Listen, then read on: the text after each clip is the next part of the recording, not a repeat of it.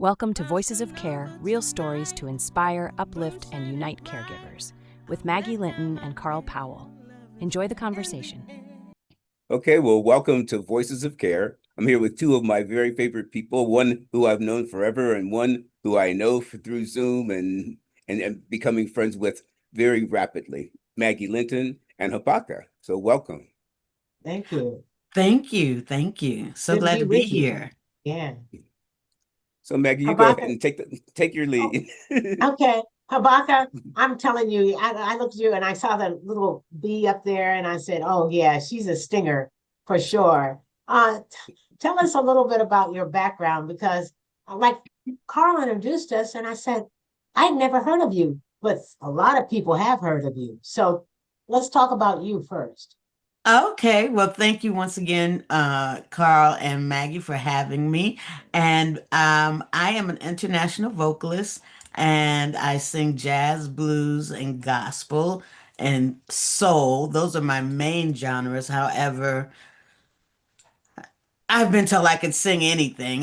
But anyway, those are my main genres. And I actually I came from a musical family. So I really didn't have a choice except to become a vocalist. I wanted to be a professional dancer, but my mother was a jazz vocalist, Marianne Jackson, and my father, Melvin Jackson, he was a saxophonist to B.B. King for about 30 years.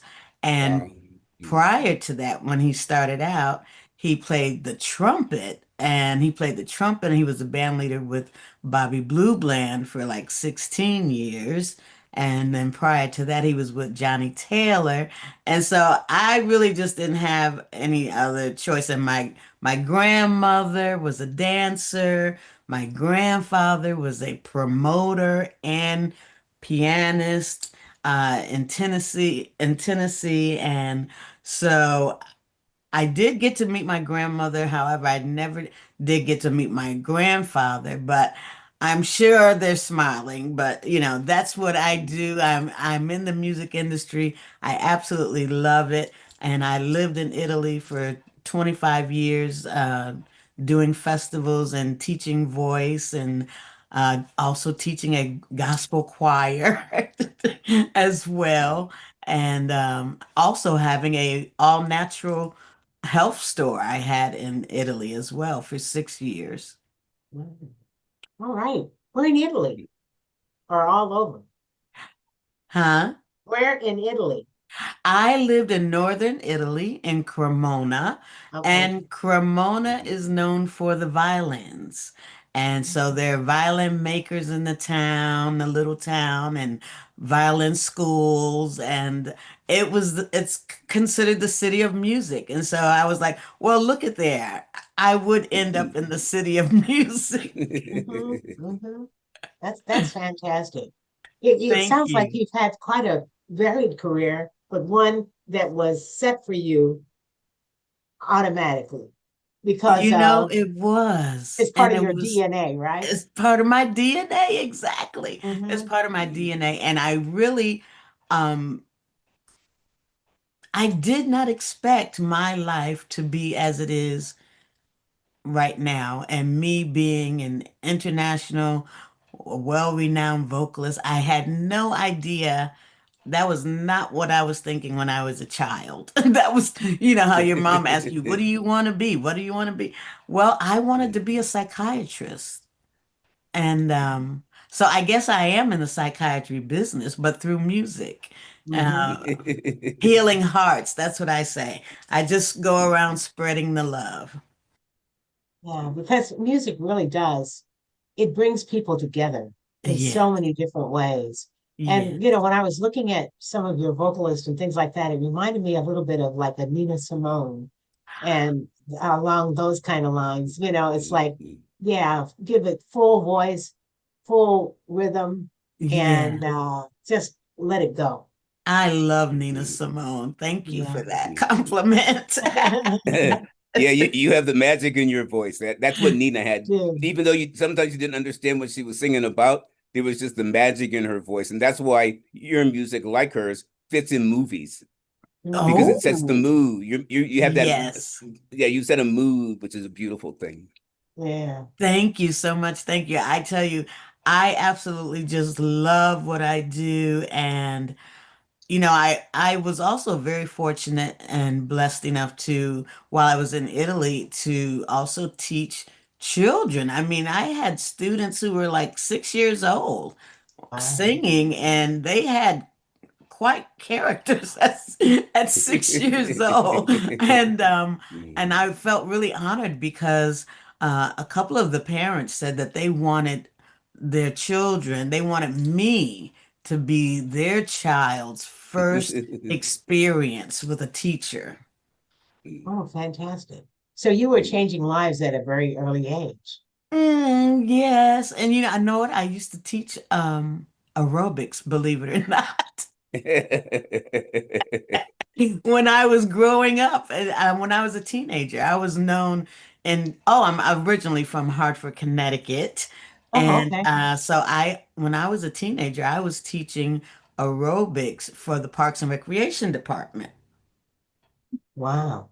You've had quite a See, varied life then, huh? I have, and I love natural products. I'm a holistic person, Mhm. because as a child I was always very sickly with bronchitis and bronchial uh, problems, and I was in the hospital quite a bit, and I decided that I did not want to be probed on and treated as a guinea pig.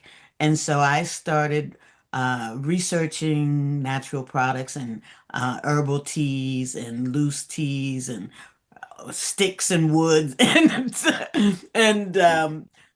and it worked. It takes longer, but it does work once it's in your system. And it's been great. And I am still a huge advocate for your health because your health is your wealth.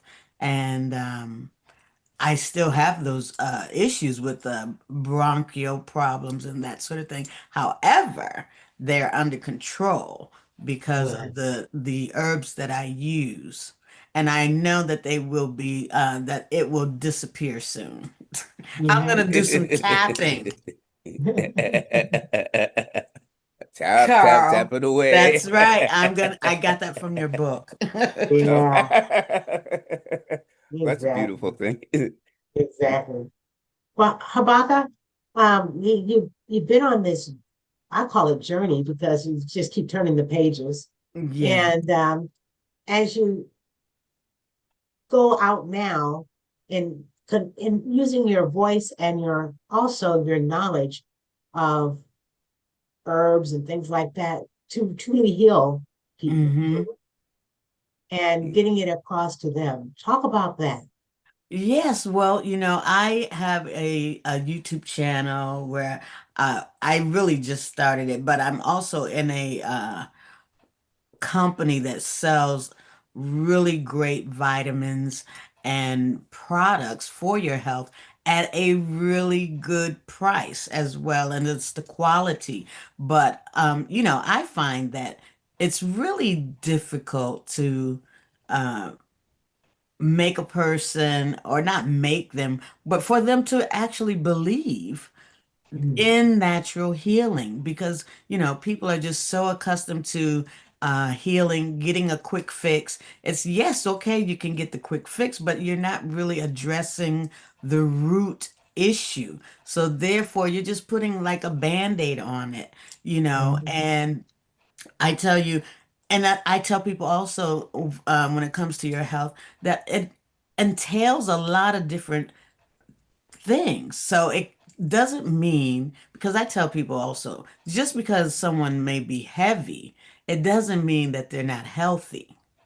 And that person could be heavy, maybe because of stress, or maybe, something's going on in their life that they have not addressed to release all that tension.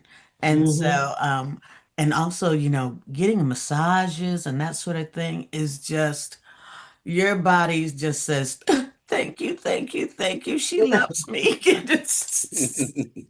And I was really blessed also in Italy to have several friends who were massage therapists. And so I was, treated all the time with that. And but yes, I am an advocate for it. I try to speak about it in a good way, and I've actually just started venturing on a new natural journey, and that's growing veggies.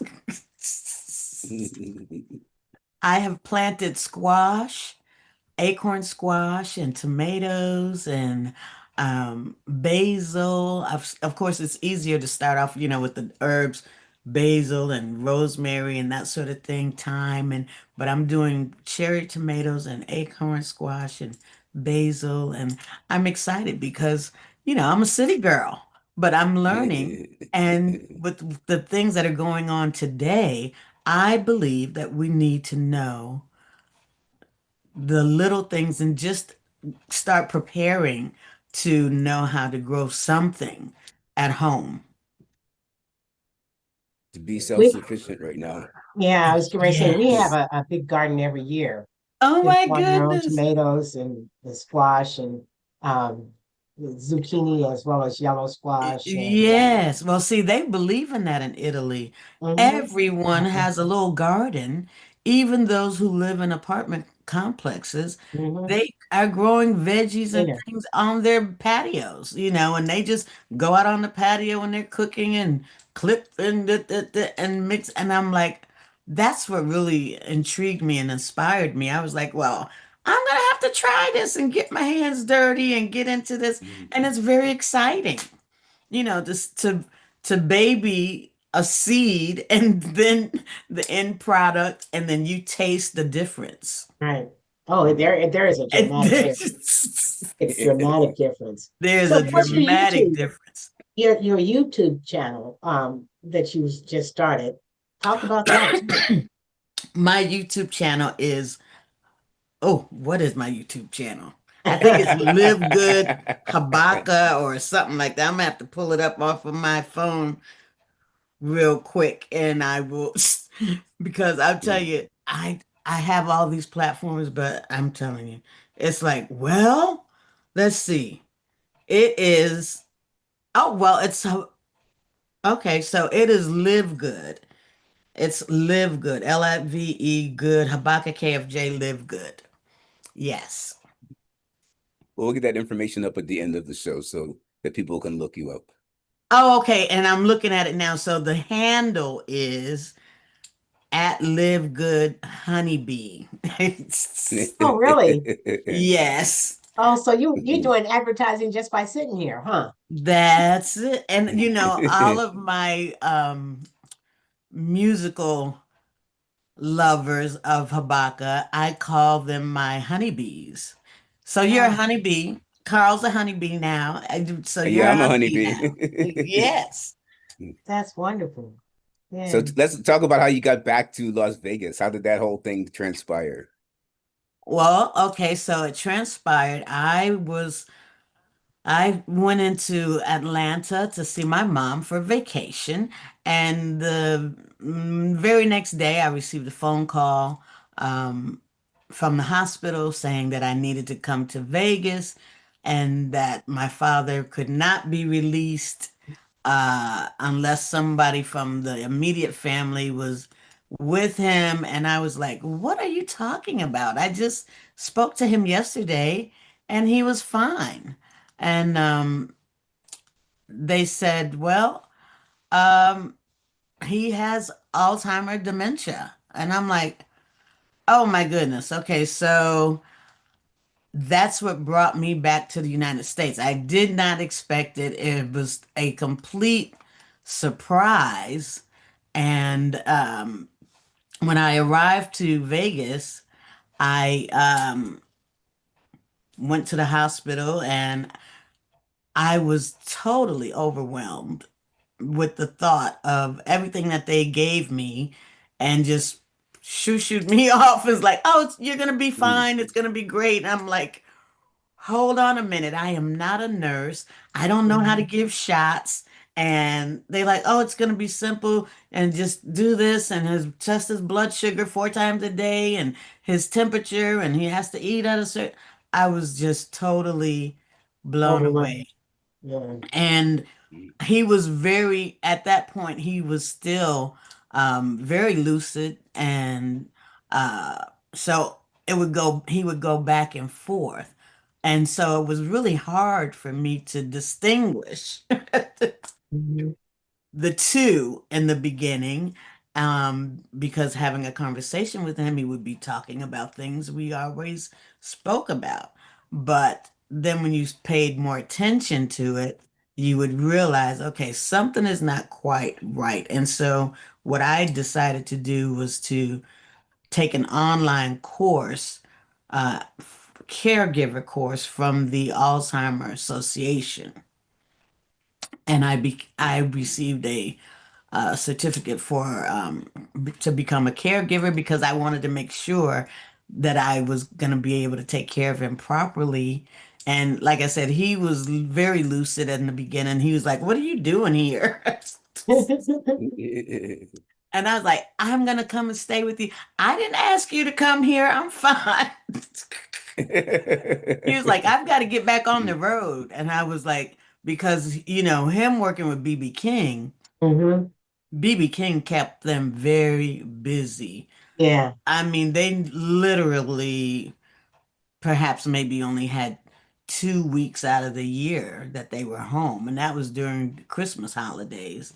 And so he was just ready. He was like, I got to get back on the road. They're going to be coming to pick me up. I need to pack my bag. And I said, Yeah. "Oh, Daddy, they canceled that show." What? I said, "Yeah, they canceled it." So I had to keep telling him that. And surprisingly, he was a man who believed in practicing an hour a day. And he got to the point where he no longer wanted to pick up his sax. Wow. And that was early on. And he just didn't, I believe what it was is he didn't know what was happening and would become frustrated. But at the same time, he didn't want to let anyone know that he was being confused or whatever, because he was like, I said, "Are you going to practice it?" "No, no, I'm not going to do that today." I'm like, okay. So I would just turn music on and he liked the music. And that's how I Mhm. ended up in Vegas. Wow. Good job. Okay.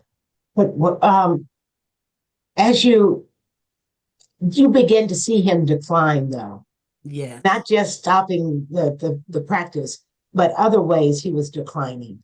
Talk about Yes. that. Okay. So the very first thing that I noticed when arrived in Vegas, my dad was a very well classy man, and he always kept himself up. And actually, he had a barber's license as well. Oh, okay. And when I got here, he looked like a scruffy. I mean, his hair was all over the place. His beard was just wild. And I was like, I was taken by that. I was not expecting to see him looking like that. And Mhm. so that was the very first thing. And I had never cut anyone's hair. And but I'm the kind of woman that I love challenges. And being an artist, to me, it was like, oh, okay, I'm gonna put these clippers in my hand. I know what I want to see. And that's what I'm gonna do. So I got his clippers and I cut his hair. I trimmed down his beard and got him orderly, and he allowed me to do it, which was another sign Yeah. because Mhm. he allowed me to do it. And when I finished, he looked in the mirror and he was like, "You did a good job." I said, "I did, didn't I, for the first time?" And so that was the first thing. The second thing, as he started to decline, he did not want to get put clothes on. So we would go to the um, restaurant and he would go in his pajamas and I allowed him to do so Mhm. because I wanted to get him out of the house. Good. And you can't be out too long and with too much going on in the surroundings because they get confused. But him and I together just sitting at a table having at his favorite restaurant and I would be like, Dad, you gonna put your shirt on? And no, I'm not doing that. I'm like, okay. Then I said, you're gonna go looking like that? Yes. All right. Well, then let's go.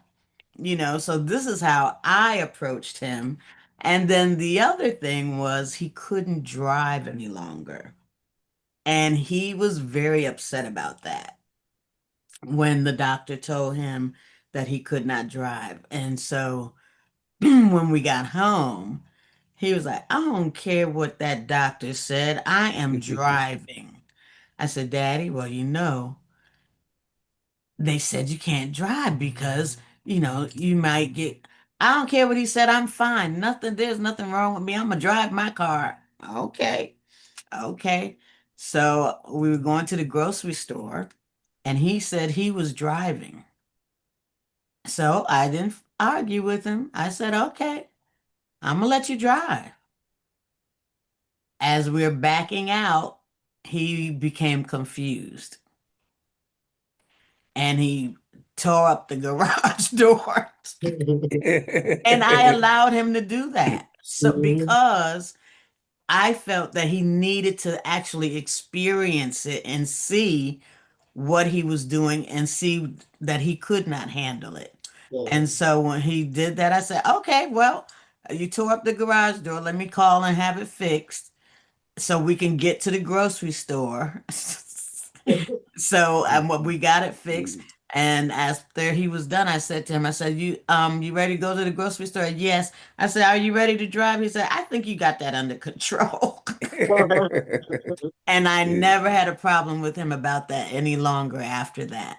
So he kept Yeah. his humor because He, so often you yes, hear that people do not keep their humor. They feel like people are trying to attack them and things right. along those lines. But your dad was He he was a funny man. And you know what? I yeah. did not grow up with my father. So I also the whole uh twist to all of this is that him and I got to know one another. Mhm. I mean, I would Mm. see him. My mother took me to his shows, and I would see him at his shows. Even as an adult, I would go to his shows. But that was it of our relationship. We would talk on the phone for a long time, but as far as us really, really knowing one another, we did not. And in that short amount of time, it was a miracle because I got to know him, he got to know me, and I found out he was a comedian. And I said to him, I was like, oh my God, I'm a comedian too. That's where I get it Mm. from. I get it from you because mom is not, she's serious. But I Right. was like, I was just totally blown away. So him and I made it fun for him too. Mhm. I made it Mm. fun because I didn't want us to be sad. You Right. know, I tried to be as normal as possible and treat him normal as possible. Um, like everything always was. Now he did get to a point where going to the bathroom, I would have to help him walk with his walker and he did not want to use a walker, his Right. manhood, because he was quite a handsome man. He was a handsome man. So he was also going through all of that as well. And of course, losing his independence, right? Little by little. Mm. And so I would walk him down the hall and he would be shuffling his feet, right? And so his last name is Jackson. So I would say, "Come on, Mr. Jackson. Come on." Like Michael Jackson Mm. in his song, "Come on, Mr. Jackson." And he would fall out laughing. I said, "Come on, come on, Mr. Jackson." But also I also realized that you have to keep an eye on them 24/7. Yes, you do. Mm. Mhm. You Yeah. don't have a moment because the moment you turn away, they doing something. And Mm. he would be up busy like a busy little bee just doing stuff and oh, I need to do this. I would be like, Daddy, you just relax, where I need to find my road book. And also with that, once they get fixated on something, they are going to keep at it until you give them the answer of what that is that they are wanting. So I would go find the book and bring it to him. But the moment I wasn't looking, he would get up walking with his walker, and then he would put the walker aside because he didn't want to use the walker, and he would fall. Mm. Then he would try to make me feel, well, he would be playing with me and try to make me feel guilty. So I had to call the fire department several times to help pick him up because he was using his dead weight against me and I couldn't pick him up. And even though he was not a large man, he was small, but I could not pick him up myself. And so I would put a pillow under his head and I would and he would say, "So you gonna leave me laying here on the floor like this?" And I say, "Yes, I am." I said, "But you're comfortable. You got you've got a pillow. We're gonna wait for the fire department." And I said, "Daddy, because I can't do it. You're too heavy. I cannot do it. I can't do it." But that was another thing. And um, the decline was very rapid because what I found out is he actually had and it started maybe 6 years prior too. And I didn't know, he didn't know because BB King also had the same thing. And what he told me is he said, "Oh, when we come off the road, I'm going to BB's doctor and I'm gonna tell him to give me some of those memory pills that he gives to BB." He said, "Because I can't remember a darn thing." And I was like, "Oh, okay." And I mean, I just didn't think about it. But what I found really interesting is that when I took him to his primary doctor, I told him that my father had dementia, Alzheimer's. And he said, "No, he doesn't." I said, "Yes, he does." And he said, "No, he doesn't." I said, "Yes, he does. I'm telling you that he can no longer be alone. This is why I'm here." And he says, "Okay, I'm going to test him." And when he came out of the room, he says, "I cannot believe that I did not pick up on that." Mhm. Mm. He knew how to Yeah. hide it well. He knew how to hide it well. And Mhm. the doctor kept saying to me, I can't believe I didn't pick up on that. He said, "I didn't know." And I said, "Well, he has." And thank God the secretary there um, geared me to a wonderful law firm lawyer that handled cases with dementia and Alzheimer's, and also getting the paperwork ready and power of attorney and all that stuff, and his will done properly. And I was really grateful for that because he had not done any of that. And while he was still lucid enough, we were able to get it all done. Yeah. And that was a miracle in itself. And because she knew what she was doing, she had even written a book about Alzheimer's, dementia, and preparing the will and making sure. And so she had covered all the bases. And I was just it was just I was really grateful because I didn't know. I never had to do that before. My mother's still living, and I'm an only child, and I do have two stepsisters. However, they never received me as their part of the family. But so I am an only child between my mom and my dad. And I found it to be very, very, it was difficult. It was difficult as time went on and handling him. And I didn't get much sleep for months and months and months and months and months. Yes. And that's the reason why this book is so important because caregivers, they take on so much and it's all new and you're trying to wind your brain around all this that's Yes. new, trying to Yeah. still deal with the person that you knew before, and Yes. especially on the telephone because my mother was very good at playing that telephone game where she was fine on the telephone and I had no idea what My she was father going was through. too. And then He when I was got to fine. her, yeah, when I got to her and I saw where she was, I was like, wow, she really knew how to play that telephone game that when I called, she straightened Hmm. right up and she talked sense. And And then, she talks sense. and so And it's that's a, how it was with me and my father. I would talk to him from Italy, and I mean, we would talk on the phone for hours. And he would call me at 3 in the morning in Italy, baby girl, I need to talk to you. I have because he didn't do social media, so he would be like, I need to talk to you. I need to know something. And I'm like, Dad, it's 3 o'clock. I know, but I'm your father. He always had access to you, in other words. Always Yeah. had access to me. And he really was a very funny man. And he had a mouth like a sailor, if you know what I mean. Yeah, exactly.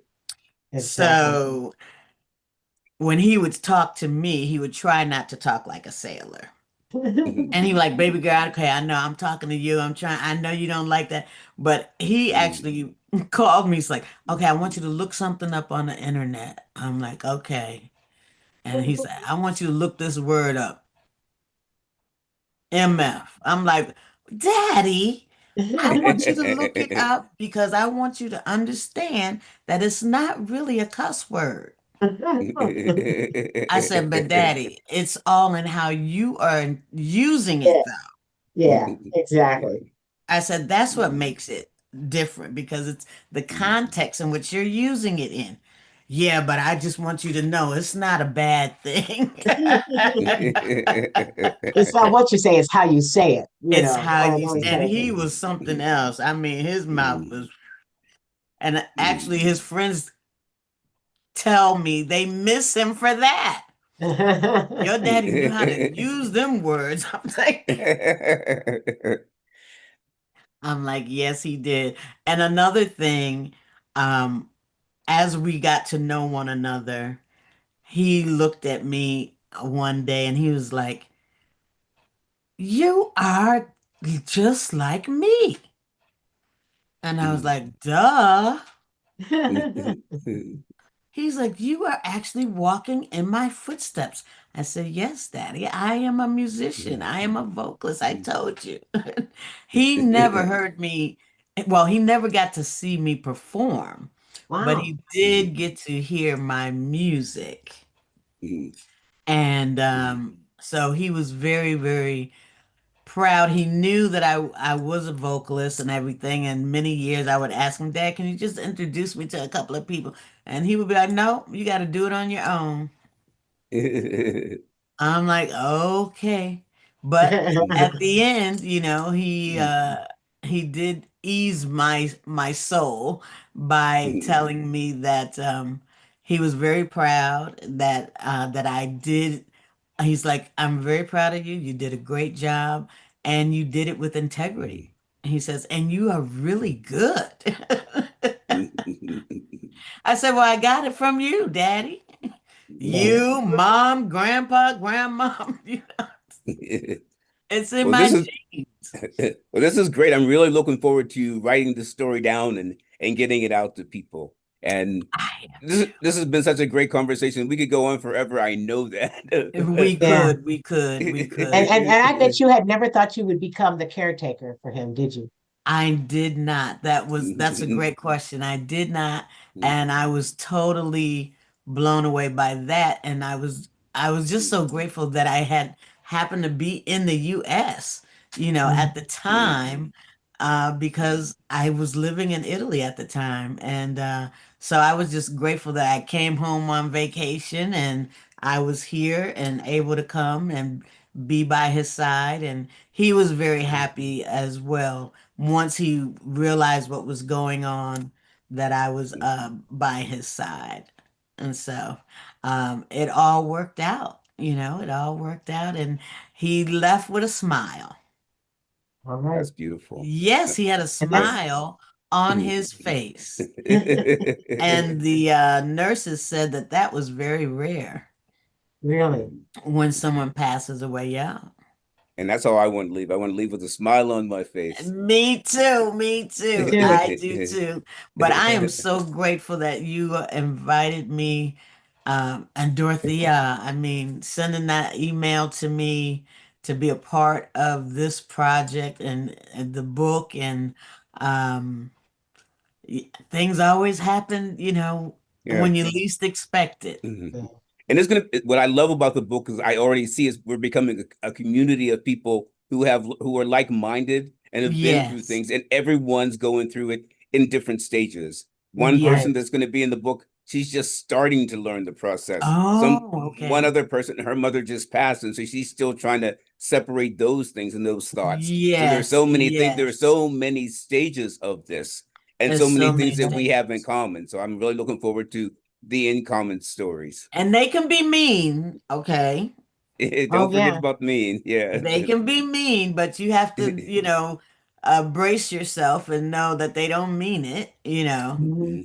But my Yeah. dad, he was such a jokester, so, but, in the beginning, he was really being testy with me. And then one day he was like, "You are so nice." And I was like, he was like, "Really? I have tried everything to make you cuss me out, and you are so." I'm like, "Daddy, you are right there. You are right there. You're gonna get your wish." Don't tell us any more of your story because I want to read it. I don't want you to tell Okay, everything okay. all at once. That's it, Everything y'all. all That's at once. it. You She's have to buzzing wait out. for the book. Yes. I'm She's gonna have to buzzing write out. that down because I can put it in there. Well, Maggie, Yes. thank you so Habaka, much for thank you. leading us our way through because I always appreciate you and love you. And Habaka, I'm your biggest fan now, I've learned. So Yeah. Oh my goodness, that's so I'm wonderful. a honeybee. You Yeah. are a And I know honeybee. you're gonna put up that YouTube. We're gonna get it right. And I will definitely go there because I totally believe in herbals and things like that. Really? Well, thank you. Yes, I Okay. tell you, I try to do, like I said, I do talk about it a lot, and I have a natural Instagram page and stuff that I just started to, but it's It's getting used evolving. to talking as well, and being Yeah. on the Yeah. screen. Even though I'm a vocalist, I am very shy. I know it doesn't seem like it, but I am. I'm very shy, and it takes me 20 takes of recording myself before I can even get one to put up there. And I'm like, okay. But, thank you so much, Carl. Thank you, Thank you. Maggie.